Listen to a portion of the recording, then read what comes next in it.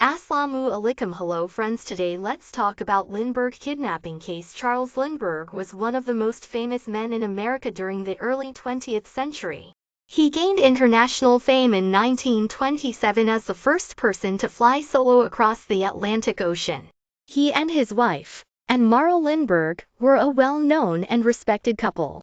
The night of the kidnapping on the evening of March 1st, 1932, the Lindberghs' lives were shattered. Around 10 p.m., the family's nurse discovered that 2-month-old Charles Jr. was missing from his crib. The window in the nursery was open, and there was a ransom note on the windowsill. The ransom note had demanded $50,000 for the safe return of the child.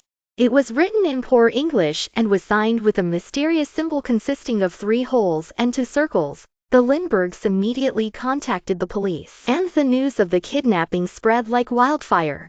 The case became a national sensation, with reporters and the public desperate for any information about the missing child. Over the following weeks, the Lindbergh family received multiple ransom notes from the kidnapper, each demanding different amounts of money. On April 2, 1932, the Lindberghs paid a ransom of $50,000 in marked bills to a man identified as John in the Bronx, New York.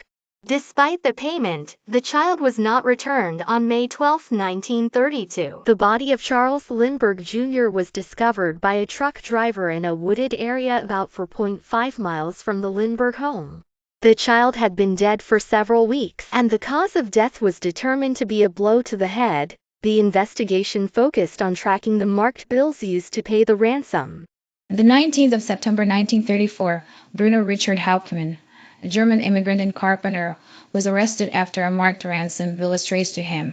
Additional evidence, including ransom notes and the latter used in the kidnapping, linked him to the crime. Hauptmann's trial began in January 1935 in Flemington, New Jersey. The prosecution presented extensive evidence against him, including handwriting analysis linking him to the ransom notes. Hauptmann maintained his innocence throughout the trial. On February 13, 1935, Hauptmann was found guilty of first-degree murder and sentenced to death. He was executed in the electric chair on April 3, 1936. The case has remained controversial, with some arguing that Hauptmann was innocent or that he did not act alone. The case led to the passage of the Lindbergh Law, making kidnapping a federal offense. The Lindbergh kidnapping case remains one of the most infamous crimes in American history. Often cited in discussions of media influence on high-profile criminal cases, I will meet you with another case. Till then, take care, Southeast U.